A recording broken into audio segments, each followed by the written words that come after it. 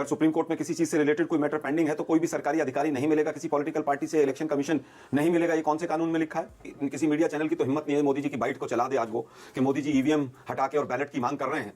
कई एंकर तो अगर चला देंगे तो आपकी नहीं कहता नौकरी चली जाएंगी लोगों की। मैं कहता हूं कि सारे इलेक्शन भंग कर दो और कहिए कि वीवीपैट से पूरा का पूरा काउंटिंग होगी या बैलेट पेपर से चुनाव होगा। कांग्रेस पार्टी उसमें पूरी तरह से इलेक्शन कमीशन का साथ देगी। इलेक्शन कमीशन का बचाव केवल बीजेपी करती है और कोई नहीं करता है, और एक मीडिया का वर्क करता है जो हमसे लगातार सवाल पूछता है। आपने अभी तक एक बार भी ये बात नहीं कही अपने पूरे शो में कि अगर कांग्रेस मिलना चाहती है तो इलेक्शन कमीशन मिले, क्या दिक्कत? संवैधानिक किसी संस्था से कोई सवाल नहीं होगा। बीजेपी की प्रवक्ता कह रही है, अभी मध्य प्रदेश के चुनाव में मेमोरेंडम लेके खड़े थे वहां इलेक्शन कमीशन के दरवाजे पे। 5% का जो प्रोविजन है वेरिफिकेशन का वीवीपैट मिलान का, वो प्रोविजन है, होता नहीं है। आलोक जी, अभी तो चुनाव शुरू भी नहीं हुआ, आपने फिर से ये ईवीएम वीवीपैट शुरू कर दिया। सुप्रीम कोर्ट में पेंडिंग है मामला, मैंने अभी बताया। एडीआर की याचिका पेंडिंग है, कोर्ट ने कहा अर्जेंट सुनवाई की कोई जरूरत नहीं है। फिर आप क्यों ये खतो किताबत कर रहे हैं इलेक्शन कमीशन के साथ? आलोक जी, वाह बेटा, लगता है तुम गू खा के ही मानोगे। क्या आपको लगता है कि जो भी मैटर सुप्रीम कोर्ट में पेंडिंग हो उस पर किसी को भी खत नहीं लिखना चाहिए? ये किस कौन से कानून में लिखा है भाई? जो मैटर सुप्रीम कोर्ट में पेंडिंग है उस पर कोई डिस्कशन नहीं होनी चाहिए, कौन से कानून में लिखा है? अगर सुप्रीम कोर्ट में किसी चीज से रिलेटेड कोई मैटर पेंडिंग है तो कोई भी सरकारी अधिकारी नहीं मिलेगा, किसी पॉलिटिकल पार्टी से इलेक्शन कमीशन नहीं मिलेगा, ये कौन से कानून में लिखा है? अब बोल। ये केवल और केवल विपक्ष को एक दबाने का एक प्रश्न है। अभी आप देख रहे थे लेटर में लिखा है कि बैलेट के युग में चले जाएंगे। तो क्या बैलेट का युग इतना खराब था? क्या जो आज जितने डेवलप्ड नेशंस हैं बैलेट से जो चुनाव कराते हैं वो सब बुद्धिहीन है? मैं समझता हूं कि लोकतंत्र में ट्रांसपेरेंसी के लिए कुछ चीजें जरूरी होती हैं और उसी के लिए इस चीज के लिए सवाल उठाया जा रहा है। और मैं तो बहुत ज्यादा नहीं, मैं मोदी जी का एक स्पीच सुनवा देता हूं आपको। बैलेट पेपर पर नाम पढ़ करके भी थप्पा मारते हैं आज भी, अमेरिका में भी।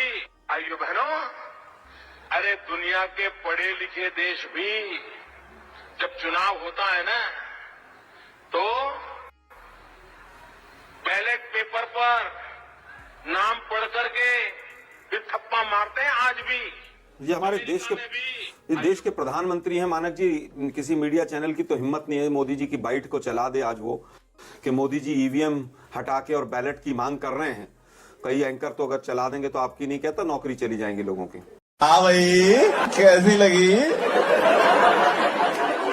आगे स्वाद। लेकिन लोकतंत्र में एक हेल्दी डिस्कशन होना चाहिए। अगर आज विपक्ष के मन में अगर कोई बात आ रही है तो इलेक्शन कमीशन का फर्ज है ओके कि वो ओके उसको आलोक किसी जी, तरह दो से उसका बातें। निवारण किया आलोक जी, दो बातें। अगर जंतर मंतर से दो बातें।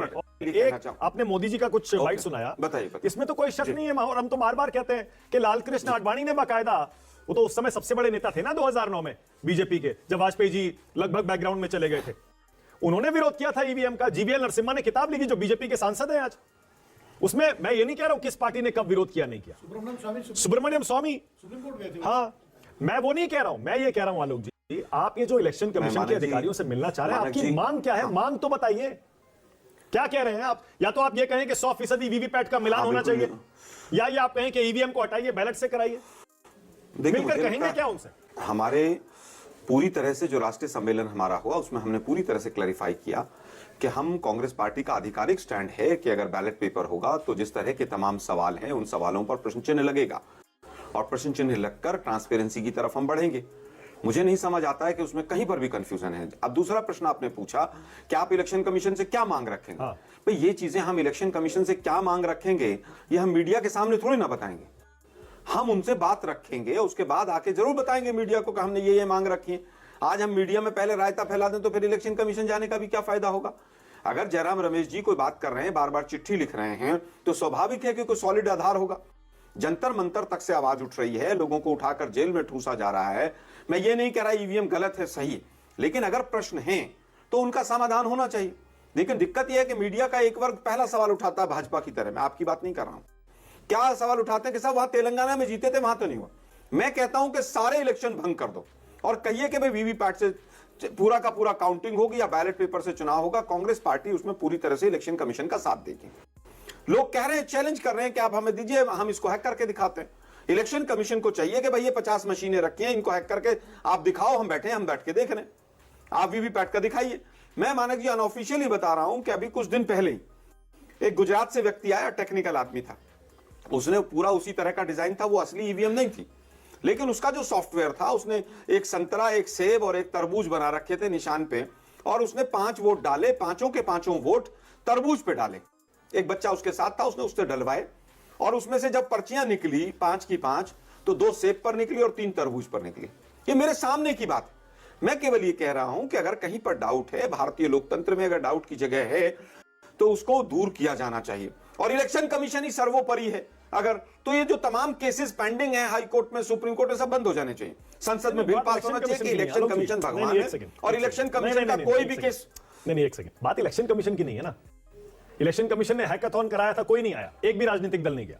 सुप्रीम कोर्ट में बार बार यह याचिका गई है, तो इसका मतलब यह है अगर 100% वीवीपैट ईवीएम का मिलान आप चाहते हैं तो चिट्ठी लिखकर कह दीजिए ना। आप कह रहे हैं बंद कमरे में बात करेंगे, क्या बात करेंगे बंद कमरे में? इसीलिए बीजेपी को मौका मिल रहा है ये कहने का कि आप अभी से हार के बहाने बना रहे हैं, कि क्या एक्सक्यूज बना रहे हैं आप अभी से। ये देखिए, बीजेपी का तो काम है, बीजेपी को विपक्ष में कमी निकालनी। इलेक्शन कमीशन का बचाव केवल बीजेपी करती है और कोई नहीं करता है, और एक मीडिया का वर्क करता है जो हमसे लगातार सवाल पूछता है। मीडिया का वो वर्ग ये भी नहीं पूछता है कि भाई ट्रांसपेरेंसी आने के लिए अगर कांग्रेस ऐसी मांग कर रही है तो इलेक्शन कमीशन को क्या दिक्कत। आपने अभी तक एक बार भी ये बात नहीं कही अपने पूरे शो में कि अगर कांग्रेस मिलना चाहती है तो इलेक्शन कमीशन मिले, क्या दिक्कत है? इलेक्शन कमीशन को भगवान तो है नहीं। बिल्कुल सही कह रहे हैं आलोक जी, इस पर मैं आपके साथ हूं। इलेक्शन कमीशन इस पर मैं बिल्कुल आपके साथ हूं। एक मिनट, मैं आपके साथ हूं इस पर। मैं तो कह रहा हूं इलेक्शन कमीशन को बजाय ये चिट्ठी में लिखने के एफएक्यू पढ़ लीजिए, मिलने का टाइम देना चाहिए। इलेक्शन कमीशन का काम ही यही है। लेकिन इलेक्शन कमीशन उसके अलावा जो बातें कह रहा है उसको आप भी तो देखिए, आप भी तो मानने को तैयार नहीं है कुछ भी। मानक जी, हम उसको भी कह रहे हैं, इलेक्शन कमीशन को भगवान बना दीजिए और कहिए कि इलेक्शन कमीशन से कोई भी विपक्षी दल नहीं मिलेगा। ये संसद में बिल पास करवा दीजिए, और ये भी बिल पास करवा दीजिए कि जो जो मैटर सुप्रीम कोर्ट में है उसमें कोई एडमिनिस्ट्रेटिव वर्क नहीं होगा। सुप्रीम कोर्ट हो, हाई कोर्ट हो, जहां पर भी जो पेंडिंग है, यार क्या मतलब तर्क है, कुतर्क है। इलेक्शन कमीशन एक ऐसी संस्था है जो देश का भाग्य कैसे बनेगा, किस दिशा में देश जाएगा, कौन राज करेगा, कौन हटेगा, उसका निर्धारण करने की एक मुख्य भूमिका, मुख्य इंजन है। और अगर उस इंजन में ही अगर उसके ऊपर शक हो रहा है तो मैं समझता हूं कि लोकतंत्र के लिए बहुत बड़ा सवाल है। ठीक है, okay. Supreme court election commission को डायरेक्शन दे सकता है, सुप्रीम कोर्ट तमाम चीजें कर सकता है। अब आपने हैकाथन की बात की कि भाई सब लोगों को बुलाया, क्या उसमें मशीन दी गई? किसी को नहीं दी गई। हम कह रहे हैं कि भाई उस समय में और आज में भी बहुत, अरे मशीन तो रखी गई थी ना, मशीन को छूने की इजाजत नहीं थी। पेगासस में एक मिनट, अब आप कोई चाहे कि मशीन छू के उसके सॉफ्टवेयर में छेड़छाड़ करे, वो तो संभव नहीं है ना आलोक जी। मानक जी, अगर अंदर का आदमी छेड़छाड़ कर रहा होगा तो कौन रोकेगा उसको? अब बताइए। सवाल तो यहां है ना कि अगर कहीं से अंदर से कोई मिला हुआ है। नहीं, आप हंसने की बात नहीं, बहुत सीरियस बात कह रहा हूं मैं आपसे, आप हंस रहे हैं। अंदर से अगर मशीन के सॉफ्टवेयर में छेड़छाड़ होगी, आपको पता है कितने क्वालिटी चेक होते हैं आलोक जी, आपको भी मालूम है। और वीवीपैट इसीलिए लगाया गया है, जब भी कोई वोट डालता है, किसको वोट पड़ा, 7 सेकंड के लिए अब वोटर को वो पर्ची दिखाई देती है। मानक जी सुनिए मेरी बात, 1970 और 80 के दशक में जो सैटेलाइट छोड़े थे, जो चांद पे रखे हैं ना, उनको हम यहां रिमोट से अभी कंट्रोल कर रहे हैं। ये छोटा सा डब्बा है, इसको कंट्रोल नहीं कर सकते क्या? अगर वहां पर कहीं पर गड़बड़ी की आशंका है, मैं नहीं कहता गड़बड़ी हुई है या होगी या नहीं होगी, मैं कहता हूं अगर शंका है, शक है। ओके शाजिया इल्मी, ओके शाजिया इल्मी, कम से कम इलेक्शन कमीशन इतना तो कर सकता है कि विपक्ष से मिलने का एक टाइम तो दे दे। मिलने में क्या दिक्कत है? वो इलेक्शन कमीशन से पूछा जा सकता है। इलेक्शन कमीशन में किसी को बुलाइए, वो जवाब जरूर देंगे। 14 मिनट से एक राग में सुन रही हूं, एक इंसान लुटा पिटा रोता हुआ, एक ही कहानी, एक ही रट लगाया जा रहा है। अब मैं बिल्कुल ही आपको सबको आश्वासन दे रही हूं कि पहले तो थोड़ी इफ में बात चली जाती थी, अगर या मगर के उसमें, लेकिन ये बात साफ है, मोदी जी आ रहे हैं और मुझे लगता है बहुत ही शानदार धमाके के साथ, एक बहुत ही बिल्कुल ही स्पष्ट बहुमत तो हमें पता ही आएगा, लेकिन उससे भी अच्छा एक कीर्तिमान एक नया बनेगा। ये साफ जाहिर है कांग्रेस के लेटेस्ट कंप्लेंट और रोने पीटने वाले आलाप से। तो ये सारी चालाकियां हैं, और ये तो चालाकियां भी नहीं है, ऐसी चालाकी इतनी फुहड़ तरीके से की जाए कि सबको समझ में आ जाए क्यों हो रहा है। ये सिर्फ बेचारे मतलब ये मान लो शाजिया, जानते हैं इनका कुछ होने कि नहीं जो वाला। विरोध लालकृष्ण आडवाणी ने, जीवीएल नरसिम्हा ने, विरोध सुब्रमण्यम स्वामी ने अपने किया था आप को- ईवीएम का, वो भी इसी तरह निराधार फुहड़ बहुत बार था। बात की है। जी आपने मानक जी मैंने इसके बारे में लालकृष्ण आडवाणी जी का जो बयान था, जीवीएल नरसिम्हा ने जो किताब लिखी थी सुब्रमण्यम स्वामी में, इस पर मैंने चर्चा की है करीब 200 बार। इस 10 साल में 200 बार मैंने चर्चा की है। मैं तो आज की इस बात को कह रही हूँ, उसके बाद एक बार बाद फिर बता भी दीजिए ना। बाकायदा इलेक्शन कमीशन एक ने बार फिर बुलाया बता सारी दीजिए पार्टियों को। कि उस टाइम पर विरोध जब हार गए मैंने बहुत बार 2009 में बताया। आडवाणी जी, अरे सबने तब बहुत आपने बार भी बताया। विरोध कर दिया। सबने बहुत बार बताया जी। 10 साल पहले की बात है। उसके बाद बहुत सारी सरकारें आई, बहुत सारी सरकारें गई, तब कहा सब लोग पार्टियां मतलब आप मान रहे हैं 2009 में आपको बीजेपी को विरोध नहीं करना चाहिए था, ईवीएम का गलती थी वो आपकी। जब हारे हैं भारतीय जनता पार्टी ने कभी ईवीएम को कभी ब्लेम नहीं किया है। झूठ पे झूठ बोलती जा रही है, शर्म नहीं आती। एक बार भी आप एक रिकॉर्ड निकाल के दिखा दिए कितनी जगह हमारी हार हुई है, हमेशा तो जीत हुई नहीं है। कम से कम शाजिया इलेक्शन कमीशन ईवीएम की इंडिया वजह से हुआ है। गठबंधन के नेताओं को मिलने के लिए तो बुला सकता है, क्या दिक्कत है मिलने में? चिट्ठियां लिख रहे हैं, बताइए, बुला लीजिए। हमारे लोकतंत्र का अहम हिस्सा होता है आपने विपक्ष। क्यों नहीं बुलाया? मैं तो इसका जवाब नहीं दे सकती, मैं इसका जवाब नहीं दे सकती भाई साहब। मेरे ज्यूरिसडिक्शन से बाहर है। ओके, आलोक जी बोलिए। मैं तो भारतीय जनता आलोक पार्टी जी क्या को कहना बता चाह रहे हैं, सकती उसके बाद आगे हूँ। जाओ। और मैं बोलिए आपको आलोक। 2018 में हम 3 राज्य जीते थे और तीनों राज्य जीतने के बाद भी राहुल गांधी जी से सवाल पूछा था तमाम प्रेस के साथियों ने। तो तब भी हमारा जवाब यही था कि अगर लोकतंत्र में ट्रांसपेरेंसी के लिए ईवीएम के ऊपर सवाल हैं तो वो हटने चाहिए, सवालों का कहीं ना कहीं उत्तर मिलना चाहिए। लेकिन आज Bharatiya Janata party election commission of India का बचाव करने तो आ जाती है, लेकिन जब ये सवाल पूछा जाता है कि भाई आप मिल क्यों नहीं रहे, तो नहीं ये इलेक्शन कमीशन बताएगा, नियुक्ति हम करेंगे, सुप्रीम कोर्ट का जो भी मैटर है उसको भी बदल के एक कैबिनेट मिनिस्टर प्रधानमंत्री हम अपने पिट्ठों को बैठाएंगे, लेकिन जवाब इलेक्शन कमीशन देगा। ये दुर्भाग्यपूर्ण है भाई, ये इलेक्शन कमीशन ऑफ इंडिया कर रहे है। हैं। मैं फिर कह रहा हूं कि आज जो सवाल हैं इलेक्शन कमीशन की पूरी तरह से जिम्मेवारी है। मिले तो सही भाई, मिल क्यों नहीं रहे? ऐसा क्या वो सीक्रेसी का काम कर रहे हैं वहां पर? क्या आप विपक्ष से मिलेंगे ही नहीं? अरे वो ये कह रहे हैं आलोक रमेश जी, एक आपने राज्यसभा चिट्ठी पढ़ी हो सांसद भी है तो साथ के साथ। वो कह रहे हैं कि आपके जो कंसर्न, जो चिंताएं, जो सवाल हैं वो सुप्रीम कोर्ट में मैटर पेंडिंग है, उसमें हमने जवाब दिया है। अब वही बात दोबारा करना चाहते हैं तो उस पर नई बात तो कोई हम बताएंगे नहीं हमने तो आपको। अभी तक सवाल, मैं वही कह रहा हूं, इलेक्शन कमीशन को पता है हम क्या बात करेंगे, उनसे पहले पता चल गया उनको। हो सकता है हम कोई नया मेमोरेंडम दें, हो सकता है नए सवाल दें, हम नए कुछ चीजें सामने रखें। सुप्रीम कोर्ट अगर किस केस को एक्सेप्ट कर रहा है तो इसका मतलब तो इलेक्शन कमीशन सुप्रीम कोर्ट से भी ऊपर हो गया। अरे हो तो बहुत, अरे भाई इलेक्शन कमीशन सुप्रीम कोर्ट से भी ऊपर हो गया। शाजिया क्विक सुप्रीम कोर्ट तो रिस्पांस, कह रहा है आगे कि जा रहा मैं हूं, उसके सुनता बाद हूं शाजिया आपकी बात। बोलिए। हो तो बहुत कुछ सकता है। लेकिन इलेक्शन कमीशन, अरे हो तो बहुत कुछ सकता है। अरे हो सकता है आपका गठबंधन बन जाए, अरे हो सकता है आपका गठबंधन कायम रहे, ऐसा भी हो सकता है। हो सकता है गठबंधन में आपकी सीट शेयरिंग की जो आप सारी बातें कर रहे discussion है हैं ये, उससे क्या वाकई प्रकार की में किसी बातें तरह करती से हैं? हिसाब किताब बैठ जाए। आप वो भी हो सकता है ना। हर्षवर्धन जी, क्या चुनाव आयोग को कम से कम मिलने का टाइम दे देना चाहिए विपक्षी दलों को? इतना बड़ा गठबंधन जब कह रहा है हम आपसे मिलना चाहते हैं। नहीं, निश्चित तौर पर लोकतंत्र में तो मिलने के लिए कोई जिसको कहें कि बाधा होनी नहीं चाहिए, और चुनाव आयोग का काम ही है चुनाव कराना और जो राजनीतिक दल हैं उनसे मिलना। 2004 से इस पे ईवीएम पे वोट पड़ रहे हैं, 19 साल हो गए, 20 साल हो जाएंगे अब, और उसमें इतने तरह की सरकारें आई गई जो अप्रत्याशित है। अप्रत्याशित मतलब ऐसे ऐसे चुनाव हुए ना जो अकल्पनीय है, किसी को लगता ही नहीं था कि ये भी हो सकता है। और अभी आज सुबह सुबह मैं आपको बताऊं कि मुझे अपने जो हमारा बूथ है उसके बीएलओ का फोन आया कि आपने अपना वोट कटवा दिया है क्या? तो हमने कहा नहीं, मैंने तो नहीं कटवाया। तो उन्होंने कहा नहीं, फॉर्म 7 भर के और आपके नाम से किसी ने डाल दिया है कि वोट आप अपना कटवा रहे हैं। तो मैंने कहा भैया मैंने तो नहीं कटवाया है।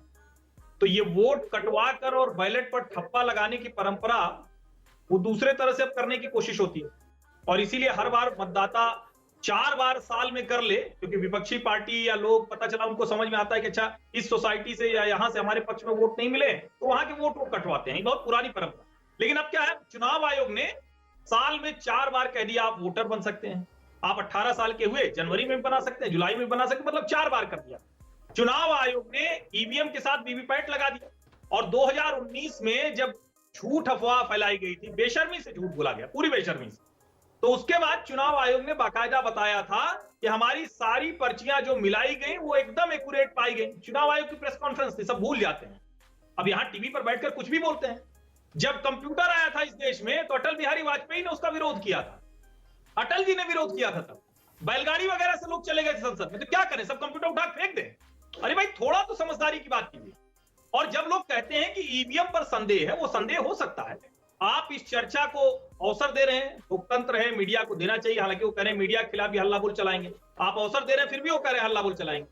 तो ये जो हल्ला बोल की प्रवृत्ति है ना, अभी श्रीकरणपुर, राजस्थान के गंगानगर की विधानसभा है श्रीकरणपुर, वहां भारतीय जनता पार्टी ने अहंकार दिखाया। भारतीय जनता पार्टी ने जनादेश को एक तरह से टेकन फॉर ग्रांटेड लिया।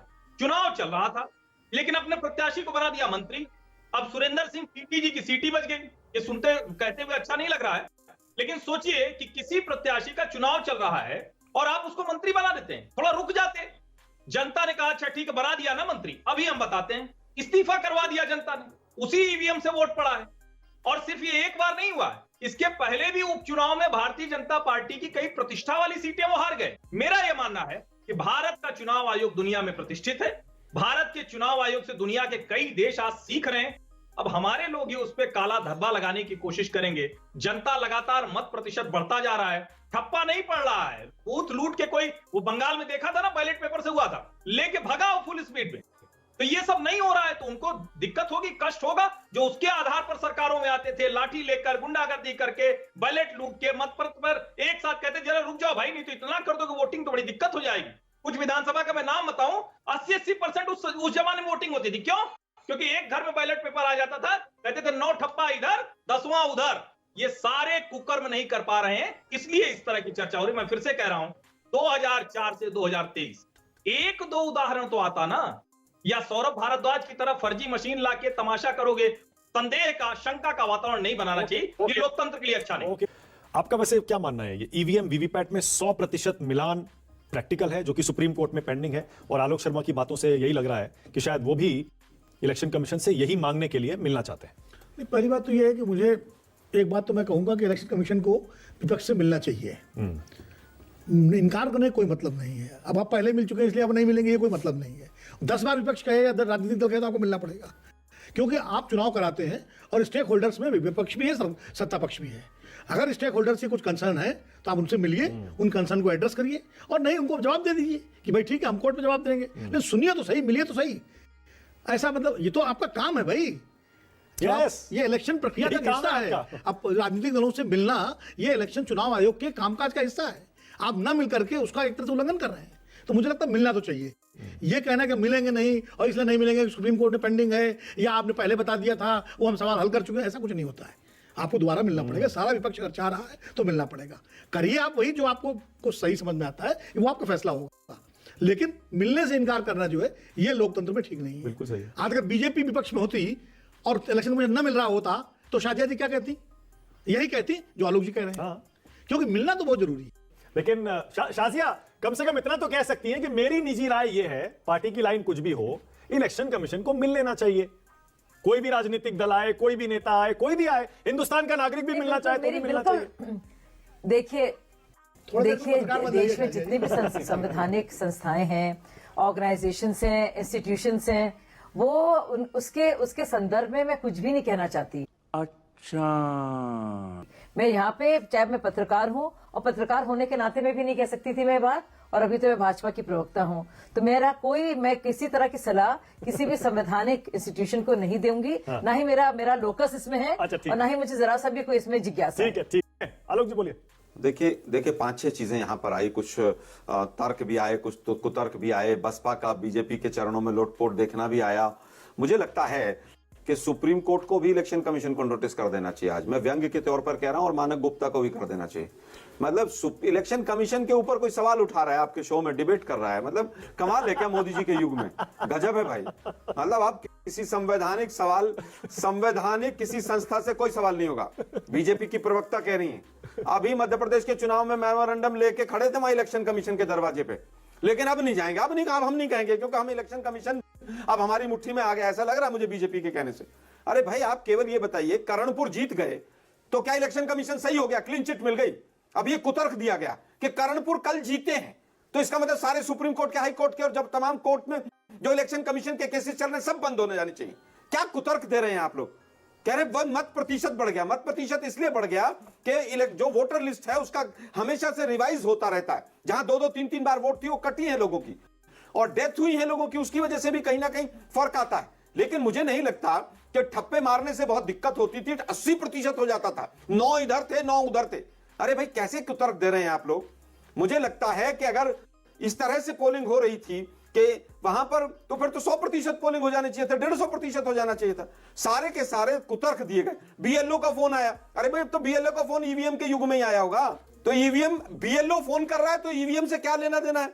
लेकिन किस तरह से सरकार को बचाया जाए, किस तरह से इलेक्शन कमीशन को बचाया जाए, मिलने का समय देने की बात तो कहेंगे, लेकिन जो कंसर्न है, अरे भाई सुप्रीम कोर्ट पूछ रहा है 24 घंटे में इलेक्शन कमीशन कहां से तैयार करके लेके आए हो, ये वहां पर वीआरएस हो गया, रेजिग्नेशन हो गया, यहां नियुक्ति हो गई, क्या हो रहा है ये ड्रामा। ये सुप्रीम कोर्ट के तमाम शब्द हैं कि किस तरह से उनके ऊपर प्रश्न चिन्ह लगाया। 5% का जो प्रोविजन है वेरिफिकेशन का, वीवीपैट मिलान का, वो प्रोविजन है, होता नहीं है। सोचिए, अब बताइए मैं क्या करूंगा। एक बहुत सिंपल सी टिप आपके साथ शेयर करती हूँ। अपने हाथ को इस तरह से रखिए। If you look at this from your side, आपका लेफ्ट हैंड आपको बी के जैसे दिखेगा और राइट हैंड आपको डी के जैसे दिखेगा। B and D. B for थोड़ी मदद रखिए। वे मैं तेरा मन पर